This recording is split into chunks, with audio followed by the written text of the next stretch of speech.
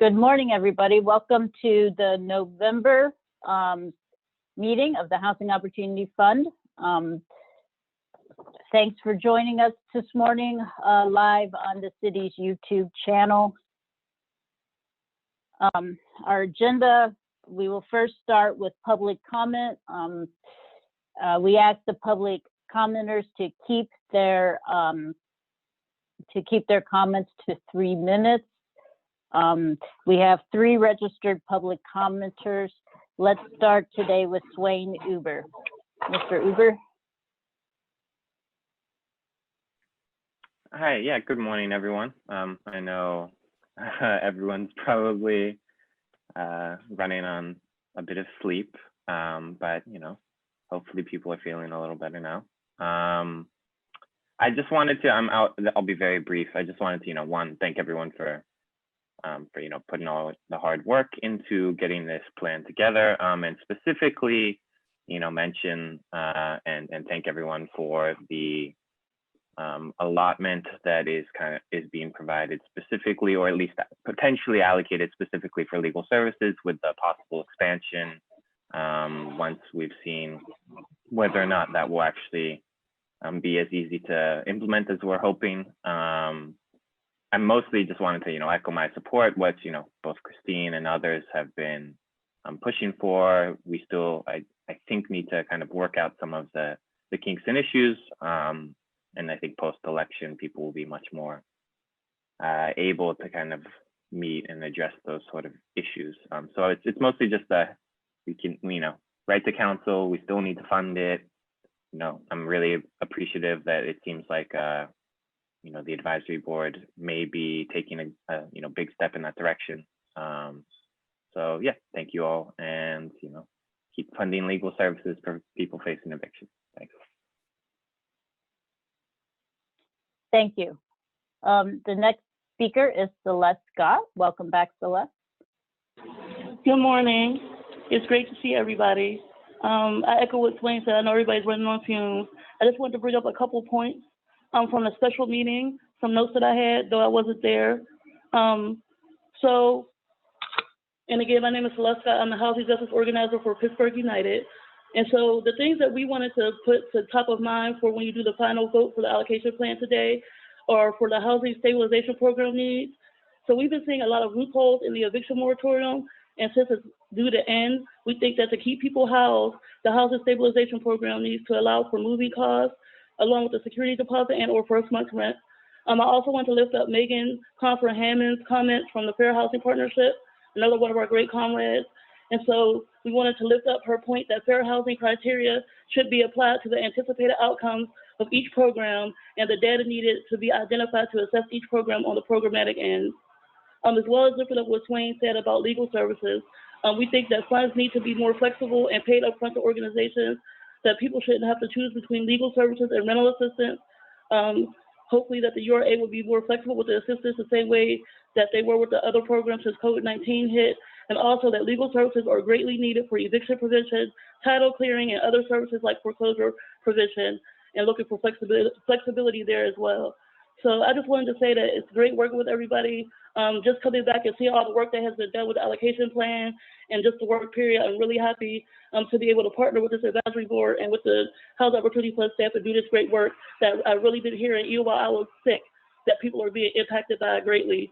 And so moving forward, I'm looking forward to working with everybody. Thank you. Thank you, Celeste. Our third registered speaker is Megan Hammond, Confer-Hammond. Good morning, everybody.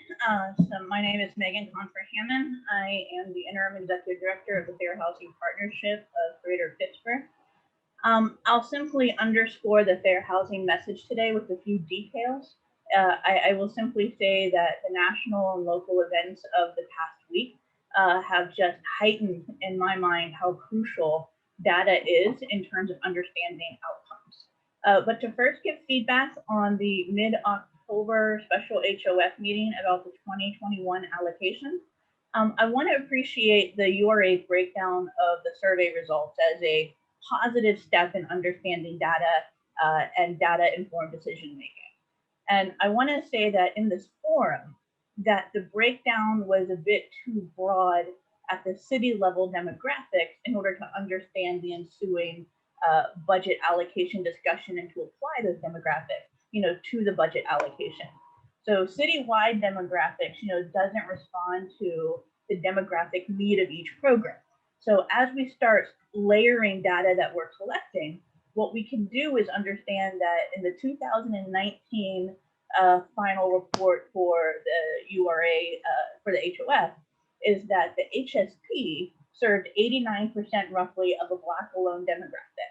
So when you compare that to the 33% Black alone demographic of the citywide, that 33% number coming off of the survey doesn't correlate or respond to, if you will, the demographic needs of the HSP program itself. So what Black Pittsburgh needs within the HSP isn't necessarily reflected in survey responses for a program that served a 89% Black Pittsburgh and a survey responses of 33% Black Pittsburgh. So I mean this as a way to start breaking down how we can use data in detail to better understand our decision making, that better understands our outcomes, and we keep making that loop in order to get there. So additionally, I want to state that in the further conversation about allocations based on AMI, what I believe is critically needed data is the racial breakdowns of the AMI groupings. So for example, the discussion on whether specific programmatic waiting lists should be first come, first served, or selected based on the next applicable AMI to that program, that's a conversation about equality versus equity. Now, either can be the priority, but when you add that fair housing lens of demographics, for example, to those AMI groupings, you can better inform whether equality versus equity is going to be the priority for how to manage the waiting list of that program. And a quick follow-up on the discussion on the rental development program. I understand the complexity of developers achieving financing for 30% AMI without using certain types of government funds.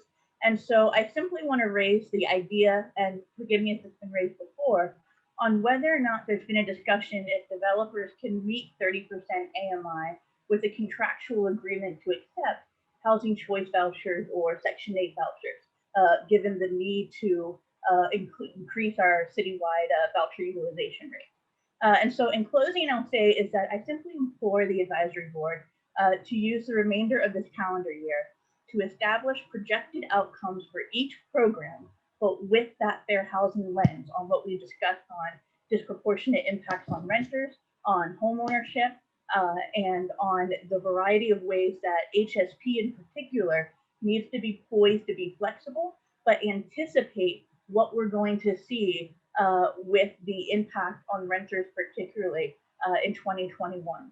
FHP is seeing the evictions that are happening. We're seeing the anticipated evictions that are coming in January. And how can HSP be ready and poised and respond to the need to keep tenants housed and also meet the obligations of the fund and the application criteria as well. So again, I am more than willing to provide fair housing assistance outside of public comment and how this data lens is applied to each program. I simply must be asked to do so. And I'll certainly be there to make sure that we all move forward together to protect Pittsburgh as best we can as we're facing a very uncertain 2021. I thank you all, and I appreciate the work that you do. Thank you, Megan. Let's move forward to call roll. I'm sure some of what was discussed in public comment will be discussed later in the agenda. So I'll call roll now. Lena Andrews. Here. Oliver Beasley. Here. Not here. Oh, there you are. Hi. Jamel Bay. Here. Joanna Dimming.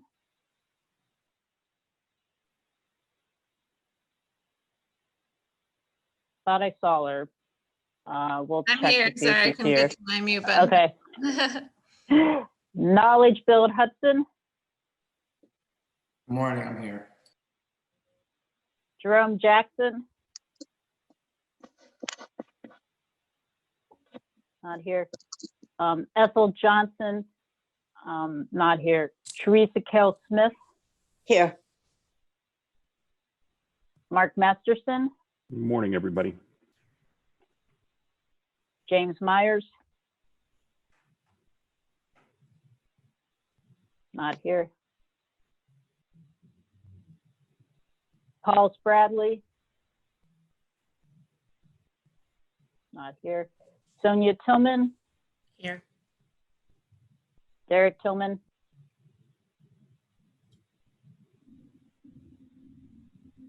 Thank you, Sarah. I thought I saw him. Diamante Walker, Here. Adrian Wanahall, Here. Kelly Ware Seaburn, Present. and Megan Winters. Here. Great. Let it be known that we have a quorum. First on the agenda is to review and accept the minutes from October 19th. That was our special mid-month meeting. Has everyone gotten a chance to review those? If so, can I have a motion? I move to approve. This is Sonia. Mark, second. Sonia made a first motion and Mark made a second. All those in favor? Hi. Aye. Aye. Does anyone need to abstain? Or vote down? Okay, motion carries. Thank you. Okay, as most of you know, the main topic of today is the final approval of the recommended plan. But first, we do have one request from the For Sale Development Program. So I'm going to pass it over to Brett, who is going to talk about the Observatory Hill Bondview Phase 2 development. Thanks, Jessica. So hi and good morning, everyone. Today I'm presenting Bondview Phase 2. This is a continuation of Observatory Hill Development Corporation's efforts to, one, increase affordable home ownership, and two, stabilize housing values throughout the Perry North neighborhood. Recently, OHDC has taken numerous steps to improve their business district, the entrance of which is partially located on Bondview Street. But the strategic approach began back in 2014 when Observatory Hills, Inc., OHDC, and the Northside Leadership Conference all renovated a historic firehouse and hose tower, developed the Riverview soccer field, and acquired a nuisance bar and other adjoining properties. But this strategic plan continued then with the completion of Bondview Phase 1, which included the rehabilitation of 5 units along Bondview Street. They all sold in the $165,000 to $200,000 range. Some did receive $30,000 second deferred mortgages from the URA. But this project, however, proposes to rehabilitate 5 4-bedroom units along Bondview Street, similar to Phase 1. The difference here is that 3 of these would be sold to home buyers at or below 80% AMI. The other 2 would then be rehabilitated and sold at market rate. So the rehabilitation is fairly substantial. They're seeking to completely renovate the kitchens and bathrooms, update all of the plumbing and electric, replace much of the exterior facade, and that includes all the doors, windows, roofing. But to accomplish this, the development team is requesting support from the Housing Opportunity Fund in the form of a For Sale Development Program grant in the amount of $200,510.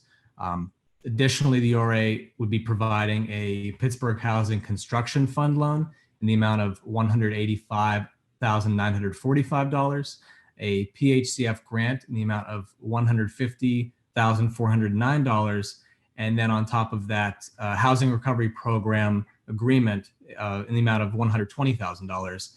That HRP agreement would ensure that 3 of the units, specifically 121, 127, and 217 Bondview, receive $40,000 second deferred mortgages and remain affordable at 80% AMI for a period of 99 years, which is required by the FSDP grant. So just lastly, to speak about the current market along Bondview Street real quick, majority of the units do fall mainly in the $140,000 to $180,000 range. But part of OHDC's strategic plan is to encourage surrounding property owners to invest in their homes, in addition to having these renovated affordable homes in the neighborhood, to overall increase property values. So at this time, I'd like to introduce Darnell Jackson with the Northside Leadership Conference, just to say a few words about their ongoing efforts in the neighborhood. Hi, everyone. Just want to thank you guys. Brett, that was, I think, a really good synopsis of, what's occurring.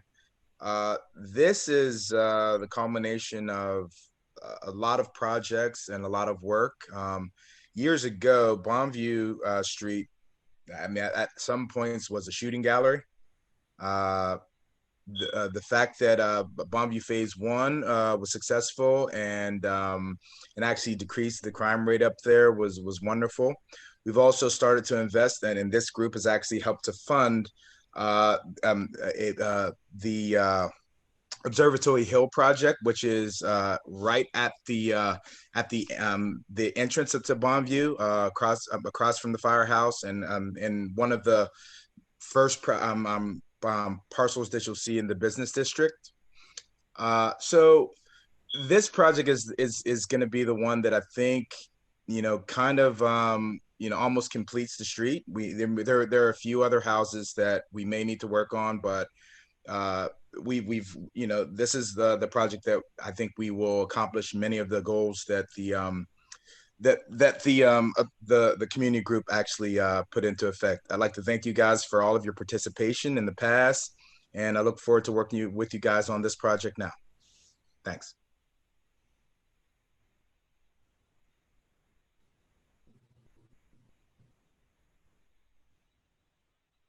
Does anybody have any questions for Brett or Darnell? Before I recuse myself, because we at the Northside Fund, we have construction financing that will get paid, or pre-development financing, I should say, that'll get repaid with the project moving forward to closing.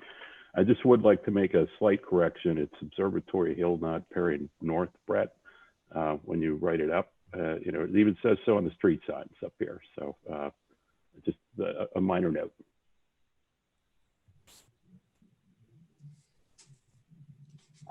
So Mark reminded me, how many people need to abstain because they work for an organization that applies to this particular for sale development program or is somehow related to this development? This is Sonia. So Mark, I anticipate us Sonia. applying. Jessica, what's the funding year on this? Evan, help me out here. I think we're still in 2018, but we're probably coming really close to 2019. So to be safe, I would say 2018 and 2019. Yeah, Go ahead, Evan. It would be 2019. We're fully committed on 2019. 2018 and getting into 2019 money.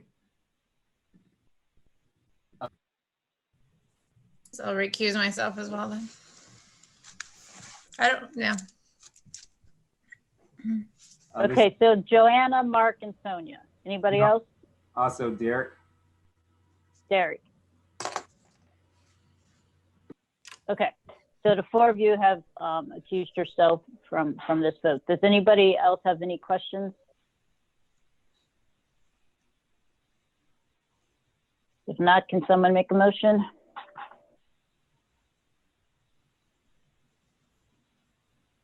Make a motion.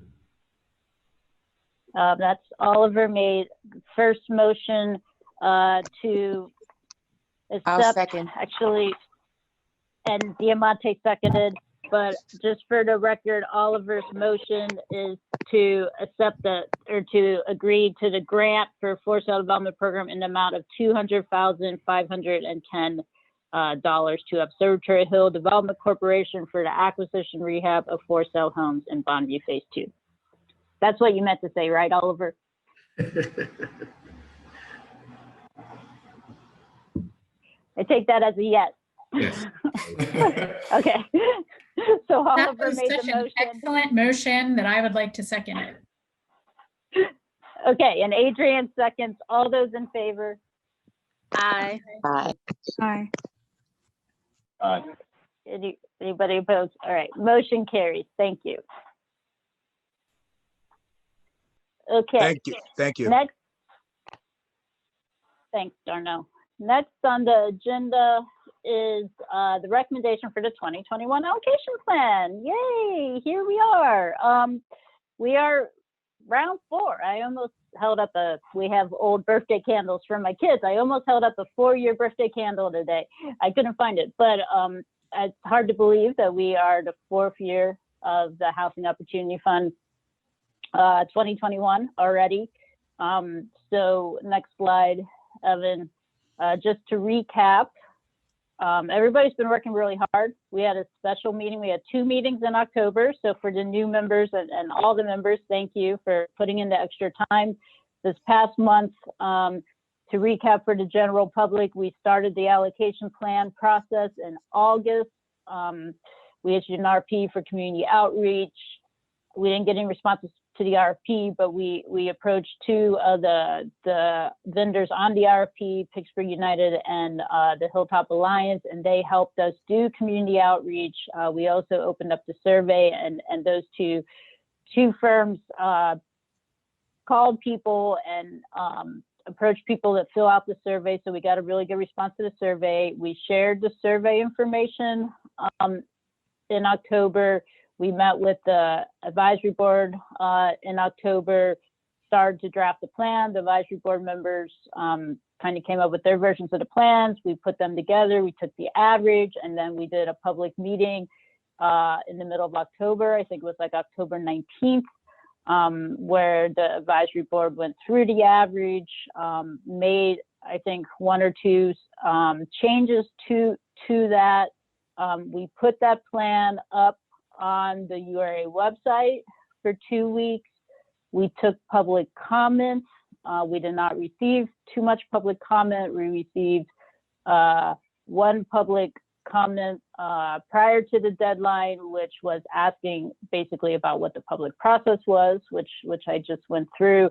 We received another public comment after the deadline, which talked about, does this tie with the city's 5-year consolidated plan? Which, I would state all these priorities in the HOF tie with the city's consolidated plan. Those were the only public comments that were submitted to the URA. So we are here today for the advisory board to look at this one more time to make a recommendation for final approval. And if that happens today, we will be going on to the URA board next week. The URA board, as a reminder, is the governing board for the HOF. And if they approve it, it will then be introduced to City Council at the end of November and go to City Council throughout November and December, with a final vote from Council probably scheduled sometime the middle of December. So next slide. So this is the plan that we discussed 2 weeks ago and that the advisory board modified and we put on our website. So just walk the general public through this one more time.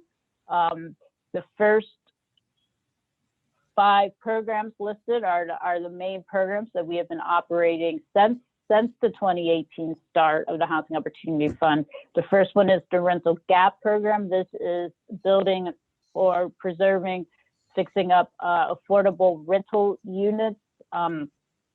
Just as a reminder, 50% of all the money has to go to 30% AMI or below, 25% at 50% AMI or below, 25% at 80% AMI or below. So we have a total of 4.1 million in that line item. In HSP, that's the rental crisis prevention, we have a total of 575,000 in that line item. And as a reminder, that program has been sourced through COVID funding, additional COVID CARES Act, CDBG funding, and potentially we might receive some more of the COVID funding for that program as well. That program is now up to a total of, I think, $7 million from the start of the program. The down payment and closing cost assistance program, $650,000. The homeowner repair program, this is the program that helps homeowners get up to $30,000 worth of repairs done to their homes, a total of 2.34. For sale development program is what you just saw with the Bondview project, and that's 735,000.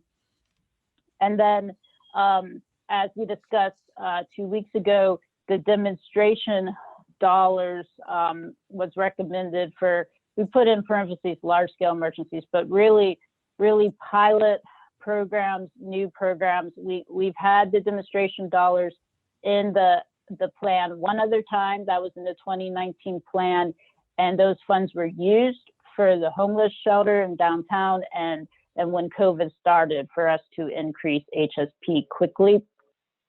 I'm going to come back to the demonstration dollars here in a second, but the legal help was a new program that the advisory board recommended in their allocation plans that they drafted.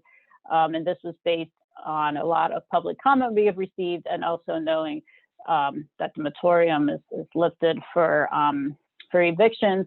So 200,000 there, and then the administration up to 1 million. I do want to make a quick comment about the demonstration dollars. We have been receiving, and I just want to sort of let the advisory board know this, we've been receiving a lot of requests recently for the preservation of affordable housing, especially rental units, but that could be included as something, you know, like the homeless shelter. That was really preserving the homeless shelter by putting the sprinklers in. Preservation is also when we preserve homeowners' homes. But one suggestion that we have, also based on the comment we received about the 5-year city consolidated plan, you know, preservation is a topic in there as well. And one suggestion based on that feedback would be to change the title of the program from demonstration to preservation, which would give us the flexibility to use it if there's an expiring HUD project-based project and there's not availability in the rental gap program. You know, if the CDC has units that they are trying to preserve for the residents in the neighborhood and there's not availability in the RGP program, or if we need to, you know, help with additional, you know, homeless activities, things like that, anything that could count as preservation, it might be easier to explain than demonstration dollars when talking to, you know, the URA board, the city council, et cetera. So that is one suggestion the staff has, but that is, you know, not the name we used for the plan that was posted on our website. That was demonstration dollars. So I just wanted to throw that out there to see what the advisory board's thought was on that. And also one final comment. We had a conversation 2 weeks ago, some of you would remember, at the board about the concern of having so much 30% AMI rental money in the rental gap program. And what this would allow us to do as well is the 141,000 at the 80% AMI or below. If there is a developer or a nonprofit, a CDC that has rental units that are potentially going as high as 80% AMI, it would give us the ability to help them, which we don't particularly have with the rental gap program right now. So I open it up to general discussion on that topic or any other topic related to the allocation plan. Thanks. So this is Derek. I have a question. So I understand that potential change, and I think it makes some sense. I guess my question / concern would be if there was a need that was kind of outside of the realm of that you know, title in a sense, and would that restrict us? Demonstration dollars still give flexibility to do this, but if something falls outside of that, I don't know if anything would that hinder us from being able to help in that manner? Right, that's a good question. I mean, it's possible that something could fall outside of it. I think it is a pretty broad topic. And I think, you know, when we go to council, it will help us in explaining. But I do agree, you know, with you that it's possible something could fall outside of that. I'm less concerned about what we call it and more concerned about how it functions, making sure that it is indeed a flexible tranche that can respond to crisis when needed. And so I think I just don't want to box us in on how we define it and what it can help to support. But I do want to echo the sentiment that we've begun to see an alarming number of properties that are not habitable. And we don't have the ability right now to deploy funding to support those projects because the nomenclature embedded in the current plan don't allow us to do so. So this would allow us to start to support and to make sure that not only that we're preserving affordable housing, but that it's quality housing that people should be living in. It is very concerning to me, the number of units that people have to tolerate simply because their incomes won't support a better quality housing. And if we can use this tranche to do that, then I'm in full support of it, regardless of nomenclature. I do have a question about the legal helpline. Can somebody explain to me why there's nothing allocated in the 80% area median income section when we know that we could be facing a cataclysmic event as these moratoriums expire? If somebody could just fill that in for me and help me understand why we're not pulling from some of those other line items to at least put something there, knowing that folks at 80% area median income could face, legal trouble. I guess, Diamante, that's part of my concern with this preservation dollars is that we had that as the demo dollars to be extremely flexible so that we could pull it down. That was in that 80% AMI category, so we could use it for whatever we needed. And I absolutely fully agree with the goal of the preservation dollars. And, in my time at NLS, I went after slumlords were what I did. I saw those conditions. I fully agree. I share Derek's concern about calling it. I just liked demo dollars because we had that flexibility, and we did talk about using some of that flexibility for legal assistance for 80% AMI. What was the reasoning behind changing the wording on what we had consensus on? In this trying budget year for the city, we just wanted to be, as I think, clear with our vocabulary as possible. But with that said, I think there's a way to stick with the name if you want to keep the name demonstration and keep the flexibility. And just when we talk about it, just explain all the various things it could be used for. I'm fine with that. We were just trying to be a little bit clearer for vocabulary purposes, but if people and also I will say that I'm not saying we couldn't use it for other things, but I will say that I have received phone calls so much recently on straight out preservation. I mean, to Diamante's point, I was in a property in East Hills this week that really needs help very quickly for the health and safety of the residents. So there was just so much of that I think that was part of our thoughts. But I recognize that is a bit of a change. And if the advisory board would like to keep it the same, that is fine. Do we believe in slashes? I'm sorry, Mark. Jessica, you said you were in a unit. Is that related to, was that a rental unit, an owner occupied unit? It was a building. It was an apartment building with 35 rental units. Okay, but it couldn't fit into the rental development line item. Well, so that's the concern. Yes, in theory it could. But we have talked about the larger number of deals. We also have some of you might know that we have a RFP that I think is due, tomorrow, for developers who plan to apply to low-income housing tax credit program the first quarter of next year. And we'll have a better understanding at that point what the pipeline looks like. But according to our pipeline, even these resources are not enough for all the rentals. So we were just wanting to make sure that these smaller deals, like the one I saw this week, that need some money to be able to pass HUD REACT inspections, that there was a source. But with that said, we can keep it the larger way and still potentially use that money for that option. I just wanted to bring it up to the advisory board. Jessica, if we remove the large scale emergencies parentheses, then I would think that that would qualify. I mean, 35 units in the city is certainly something we'd want to preserve, even if it doesn't quite meet the category of, I mean, it feels large scale to me. I know in the scope of the city, perhaps it isn't. But I don't know if that would be helpful.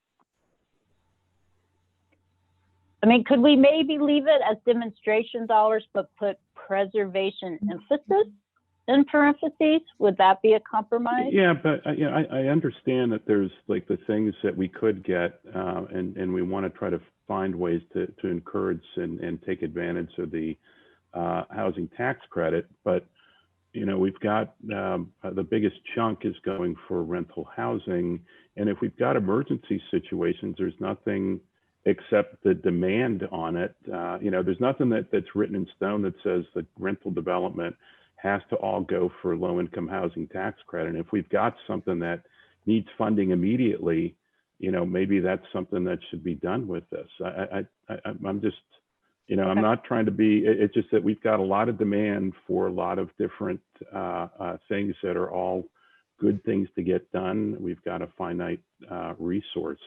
And if we need to do that, we've got 4.1 million, we might have to make some hard choices, or find other ways to maybe help finance those housing projects with the LIHTC, the tax credit, and differently, and not just out of here. And I know it's a tough budget year, that there's not probably going to be any additional allocation of resources to this, which is a shame. I think that we're showing that the demand is there. We've got way more demand for all these products than we've got funding. But I'd feel to Diamante's point, and also to Kelly's point, feel that when we were looking at this, I thought the consensus is around the demonstration dollars, because it could easily be used for legal assistance for folks that are facing foreclosure, or that can't get help in another way, that would be in that 80% AMI and below category. That is at least the way I was looking at it from the discussions that we had. Yeah. And just to add to that, I definitely like the name demonstration dollars. I think if you look at the kind of that short explanation, it really already kind of breaks it down. I think the key word is flexibility. Flexible funds that assist with expanded legal services and other housing emergencies. So it seems like it's already set up to do what we wanted to do, including the preservation situation as well. One possible suggestion may be what's in parentheses, maybe something like out of the box situations. But yeah, I think we should keep it more flexible. Why do we need to have something in parentheses? I think the description allows the most amount of flexibility. Right. Okay, we can delete the parentheses. Activity, as long as we can deploy the dollars to a situation like we see in East Hills without consternation, that is what I think is most important. I think that, we are all astute enough, if we need to break this down for council or other audiences, we can, clearly articulate that and demonstrate that. I think the reason why we began with demonstration dollars is because we felt like at the time the Bethesda homes were the sort of the large scale emergency, and there wasn't a tranche available in the city to be able to respond to that. And we didn't want to be caught in that same position again in the future. And at that time, we weren't clear on how much to move into the legal bracket because we didn't understand demand.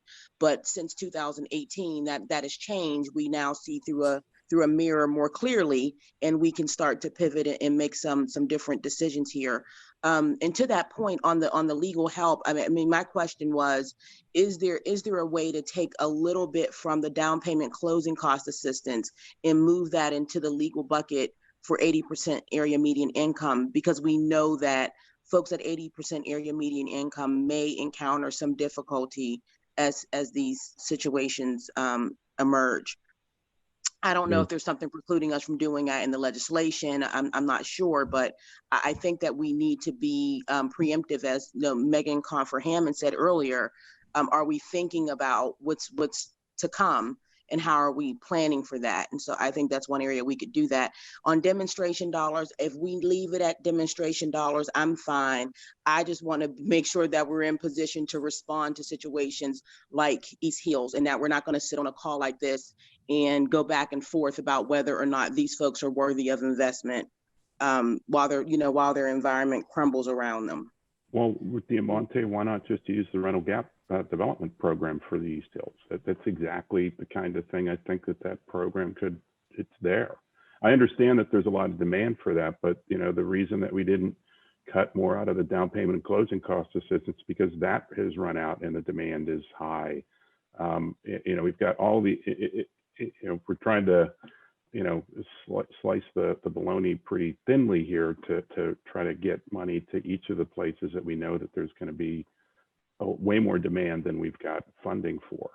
So that was a cut from what's happened in the past on the down payment closing cost assistance. And I guess and again, I'll repeat, at least I thought that the demonstration dollars, if there was going to be a need to help people, especially low MUD income homeowners, which would probably be that between 50 and 80% AMI, that demonstration dollars could be adapted and used there if there really was demand for that. So, but is there a reason that we can't, if East Hills needs it, why aren't we taking it out of the rental gap program right now? And just, do the deal and preserve the units. Well, Mark, from my understanding, we went to an RFP process with the rental gap, and it's due tomorrow. So it's kind of too late to, try to. It's just maybe we don't commit to all of them. There are just really hard decisions that have to get made, but we haven't committed to any projects. We've got an RFP to see what are the best ones, and if we've got an emergency right now, that's going to be right now that we can intervene and help, I think. So let me say this, we are going to intervene in that emergency. I think we're using that emergency as a test case, not necessarily as something that we need to move the dollars around. Mark, if you want to advocate to move rental gap dollars down to demonstration dollars, as an advisory board member, you can absolutely do that. I think the other thing that we need to be mindful of is that as new affordable units come online, we also want to ensure that folks at 30% area median income have access to those higher quality units. And if there's if the advisory board wants to talk about whether or not, this money should be buy right money for low income tax credits, that can be discussed. But we also don't, you're only going to be able to improve and preserve affordable housing up to a certain level, because a lot of these places are old and need a lot of repair beyond what $100,000 is going to do. And so we don't want to shortchange the ability for folks to move into higher quality units in high opportunity neighborhoods that are building affordable housing moving forward into 2021, 2022. But as an advisory board member, you're certainly at your liberty to advocate to move those dollars around. Well, I'm not advocating moving anything from this. I'm just saying that there's nothing precluding, at least as far as I understand, there would be nothing precluding the URA and other, to use the rental gap program to fund the project that you're using as a demonstration. That's an emergency situation. It's a rental apartment building, and these funds should be used for stuff like that. That's all I'm saying. Okay, well, I think I'm hearing from everybody that they want to keep the name demonstration dollars. So is that, can people shake their heads or give me a thumbs up or something? Okay. Okay. So we're going to leave this screen up and not the one with the blue.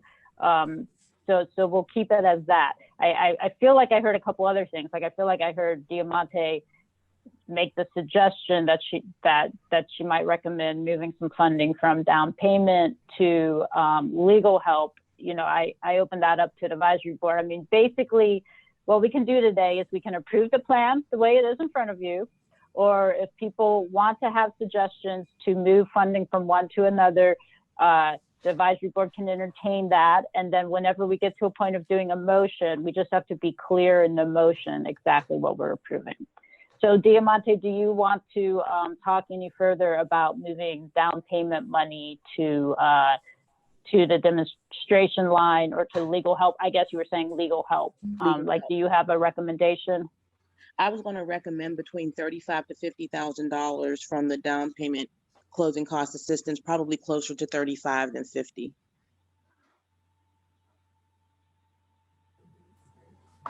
Okay. Does anybody have any thoughts or comments related to that? Can you repeat that, Diamante? Remove it from where to where? Moving moving $35,000 from down payment closing cost assistance under the 80% area median income bracket down to legal help to ensure that we're able to help folks. I'm concerned about folks at I got you. Right. Area median income needing help. Right. I got the why. I was just asking the where. Okay. Yep. I just want to say that Oliver texted me and said he's having some trouble speaking, but he did want to say something. I can hear y'all, but for some reason, I don't think y'all can hear me. We got you now. We can hear you. Okay. So for like 20 minutes, I was trying to, no, not 20 minutes. That's an exaggeration. I was trying to suggest exactly what the director just suggested. And I would, because I'm very, very sure sooner than later, we're going to need legal assistance, especially for those in 80% AMI. So the DPCCAP, I think $50,000, I think is reasonable to just drop down into legal help, because I believe each bracket should have legal help. According to the URA analysis, the projected need was 550,000 for that category. So we're above that. So if we move 50, we'd still be 50 above that. Exactly. Yep. Yeah, the concern is folks at 51, 52% area median income coming up against a bureaucratic wall that says, oh, we can't help you because you're 1% over the cap. I'm glad we're going to leave the demonstration dollars, because we had also talked about that 400,000 potentially going to eviction prevention and legal services as well, and other legal services. So we don't want to remove that possibility. As we make the program more flexible, I think the demand is going to be great for that. Can I ask a question about the demonstration dollars? Is there a provision that allows, what if demo dollars are used for preservation and the property owner decides to raise rents due to the rehab? Do we have a provision within there that can't happen? Yes, I mean, we can. We don't really have demonstration program guidelines. So depending on the type of activity we did, if we were giving it to a landlord, we would probably follow the procedures in our rental gap program or some of the other URA's programs where we recorded, it's called a declaration. It's a recordable instrument on the property that speaks to how many years it has to be affordable. Okay, that would be great. Thank you. Mm-hmm.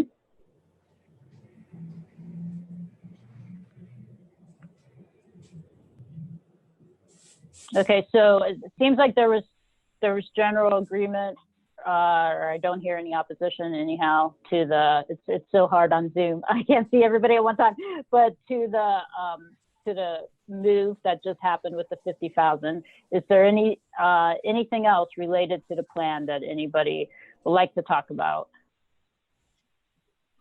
I just had a quick question. Oh, sorry, Derek. Go ahead.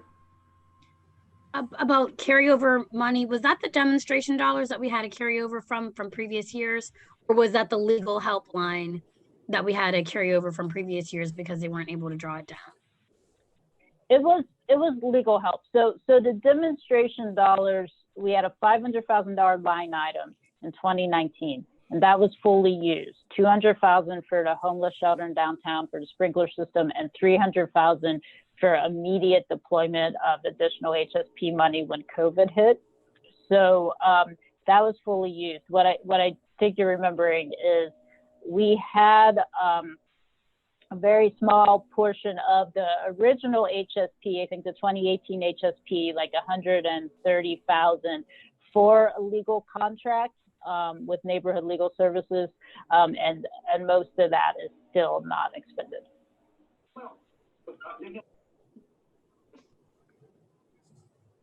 I was just going to say, I hear the concern and need, and I'm seeing this on the ground as well for the need for preservation dollars for kind of those smaller projects. So I can see, you know, the demonstration line item, at least initially, going to help support some of those projects. Additionally, that was, I guess, the intent with the small landlord fund, but that's structured as a loan, which doesn't seem like it's really, you know, doing what it was intended to do. Can that be revisited to see if that can be more like a grant as well, so we can bring more dollars to this specific item? Yeah, so the small landlord fund right now is not sourced with HOF. It's actually sourced with a program related investment from PNC, which means we need to pay it back. So that's what necessitates it being a loan. Now we are looking at changing the guidelines to be a little bit more user friendly. It'll still have to be a loan, but to be a little bit more user friendly. So we'll come out with revised guidelines in the future. Okay, but is there a mechanism specifically that would allow those funds to be a grant? And if not currently, can we explore, you know, how that would need to be structured? Because I really think in order for that to really take, you know, for it really to have the impact it needs to have, I think it needs to be structured in that manner. Yeah, I mean, not right now, the answer is no because of the source of funds. Now, if in the future, you know, or even if there was a recommendation to take some of the demonstration dollars and source it from HOF, or, you know, a funding source that is not a loan to the URA, then we could talk about that.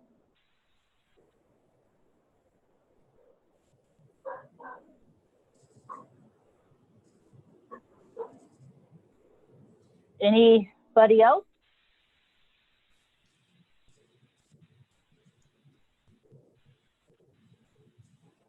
I'd make a motion to approve the revised plan as it's appearing on our screens. I second. Was that Diamante? I So second Mark the and motion. Diamante. Okay. Mark made the first, Diamante made the second. All those in favor? Aye. Aye. Aye. Aye. Anybody oppose or abstain? Okay, motion carries. Thank you very much. So the next steps would be that this slightly revised plan will be going to the URA Board of Directors next Thursday. I'll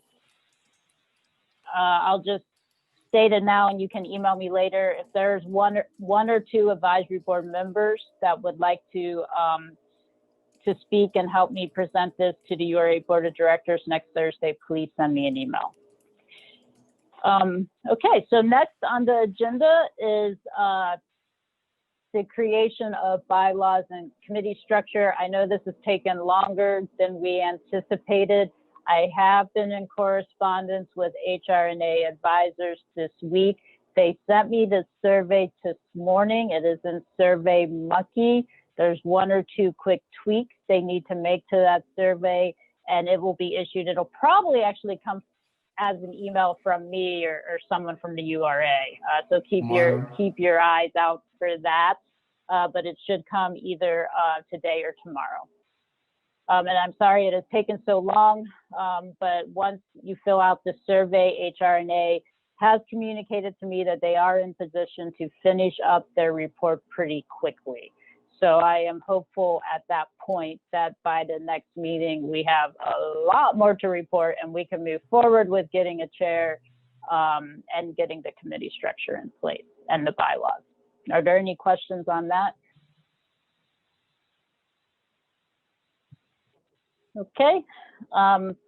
And then next, Evan, I think we have, it's not on the agenda, but I think we have our sort of regular slides that you look at every month. So we'll just run through these really fast. You can see the dots are getting much more the map is getting much fuller. We've been extremely busy, especially during this pandemic. Next slide.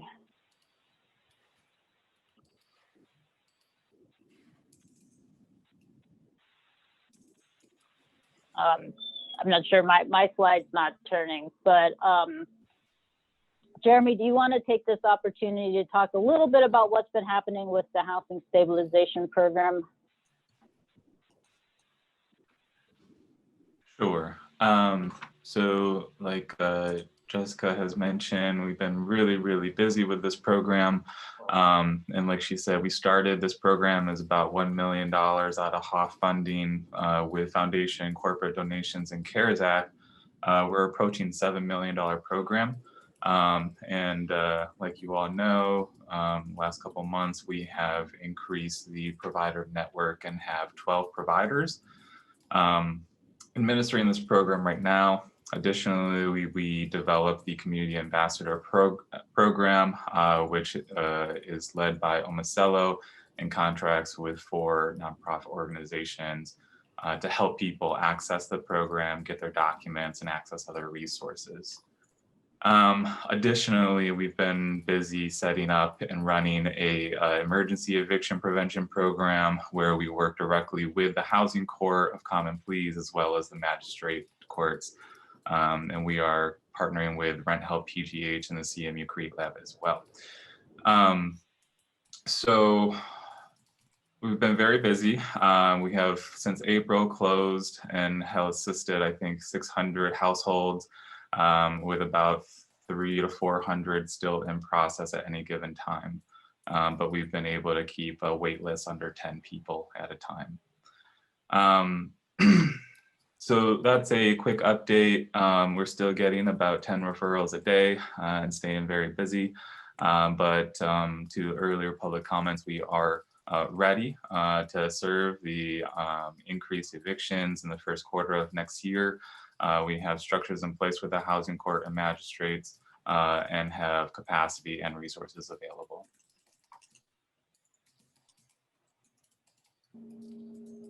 Thanks, Jeremy. And on the other programs, down payment has just really picked up.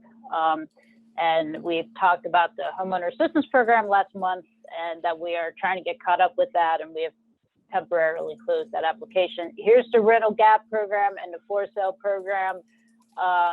We have, in the last couple months, closed some of the for sale development program loans you see there. So there's definitely construction happening in the neighborhoods, repairing homes, preparing them for home ownership. There's also been a couple of recent rental gap program closings. I know 5 Points closed in Observatory Hill. Stanton Heights has recently closed. Am I forgetting any recent closings? No, I think those are the 2 most recent. Okay. So you can see that the map is filling up there. Go ahead.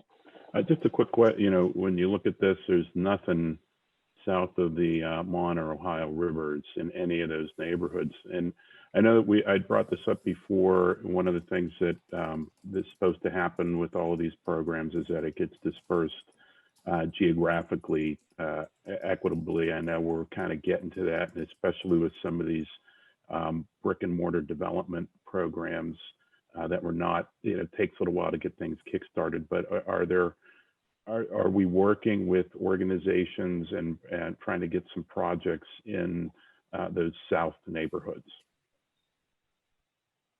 Is the URA working? Is the Housing Development Corp doing anything? Are you working with some of the, like the Hilltop neighborhoods and others to try to get some things done? Yeah, so that's a great question. I mean, the Hilltop group, works with us a lot on the homeowner assistance program, a lot. I don't know if they've, talked to us about any rental projects or not. I'm aware of a couple coming, there's a site in Fairywood that's on URA owned land that you will be seeing in the next year or so. And I know that PHCC has been working on some for sale homes in Mount Washington and so forth. You know, we try to get word out as much as we can. I would like, you know, I'm open to suggestions from the advisory board if there are other ways or mechanisms you would like us to get the word out. So this is Jamil. In the Beltsuver, Knoxville area, I mean, there are a couple of early stage conversations. The challenge is just, you know, community organization capacity. And, you know, so as we're working with that and working with the Hilltop Alliance, these projects just take longer to tee up because the community organizations don't have the capacity that exists in some of the other parts of the city. But we have been talking with Richard Snipe and Director Walker. So it's slow, but we're working on it. I can just say Jamil, and this is Councilwoman Smith. I can just say for our side of town, we are doing a lot of work around the housing issues with Richard Snipe, with McKees Rock CDC, with Henry Pyatt, with this office and the URA. So there's a lot going on. Great, thanks. Thank you. And also, Diamante, are you still on? Can you update the advisory board quickly about, you know, the mayor's announcement that was in the press a couple weeks ago regarding Avenues of Hope? Sure, I'm happy to do that. So as some may be aware, the mayor's office announced Avenues of Hope, which is a new initiative that is designed to drive intentional investment towards historically disinvested Black communities. So each avenue sort of intersects that Black life in Pittsburgh. Those 7 avenues are Center Avenue, Homewood Avenue, Larmer Avenue, Warrington Avenue, North and South Perrysville, 2nd Avenue, and there may be one that I am forgetting top of mind here. But the goal is to look at strategies and ways that we can deploy scalable resources to start redeveloping these neighborhoods in a way that will preserve culture, not spur displacement, and to also allow us to look at projects that are going to improve the neighborhood in a holistic manner. And so the initiative was announced maybe about 3 weeks ago now. And so we are working diligently to put together a work plan. We will be doing some information sessions and more community engagement and outreach around the initiative in the upcoming weeks. And so we are sort of at the origination point of just rethinking how we do redevelopment moving into 2021, 2022, and 2023. Thank you. Okay, and the next slide.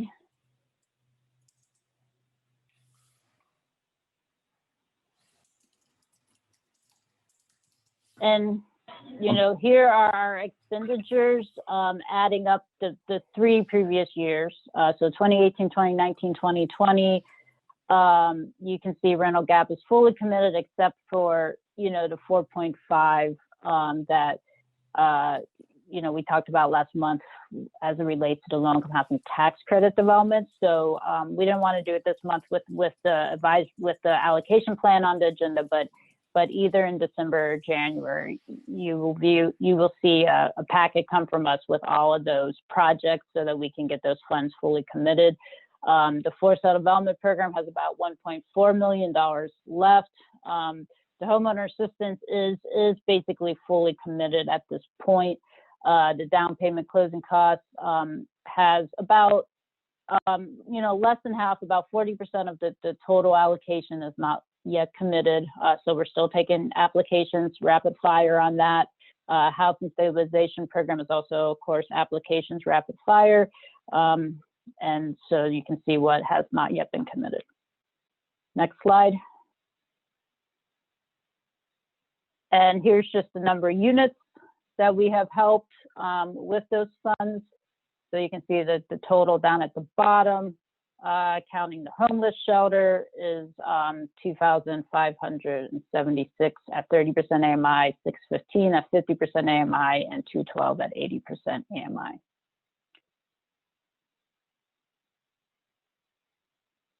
And that's all we have. Are there, I think I may have heard one other question. Is there any other questions or comments?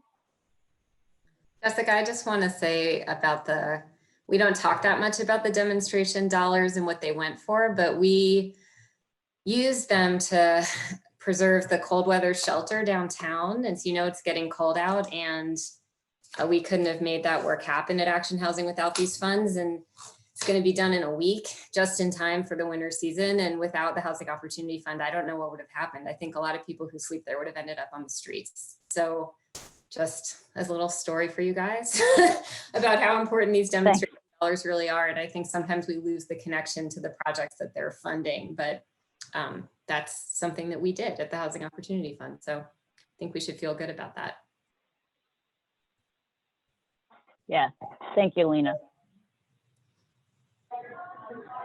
Jessica, this is Paul Spradley. I was wondering if you could say the name of that program that Diamante was talking about. I wanted to read into that a little bit more. Avenues of Hope. Thank you. Yeah. Anything else? Yes, this is Derek. I think Lena brings up a good point. I just want to piggyback on that. I think from a marketing perspective, we should be, thinking about ribbon cuttings and other things that all of these funds supported. So, really that message can get out that this program is making a difference. So we should just take a more, concentrated effort to celebrate more of the wins. Yeah.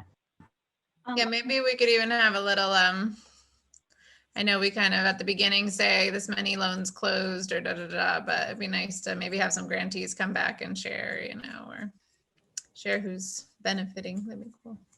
Yeah, no, just funny. That's very similar, Joanna, to the point I was going to make, which is one of the questions that we got when we participated on that as a Housing Opportunity Fund on the calls for community solutions with the Forbes funds was how we're reaching back to program participants and people who have benefited from the program in a number of different ways and getting their feedback and input.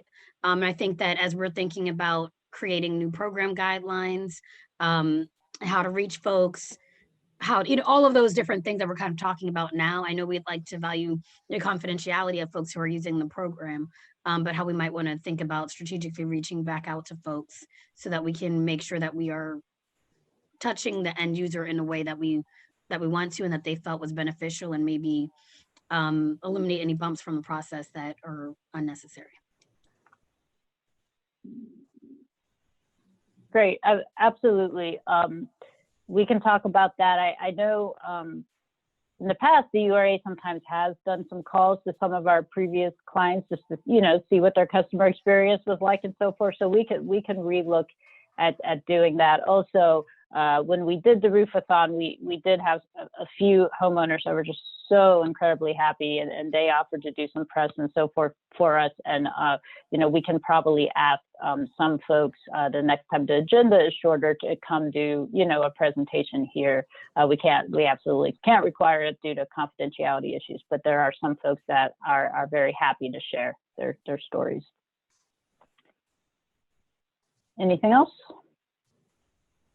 Okay, can someone make a motion for adjournment?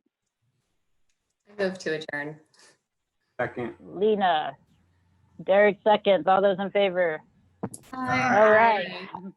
Aye. Motion carries. Bye, everybody.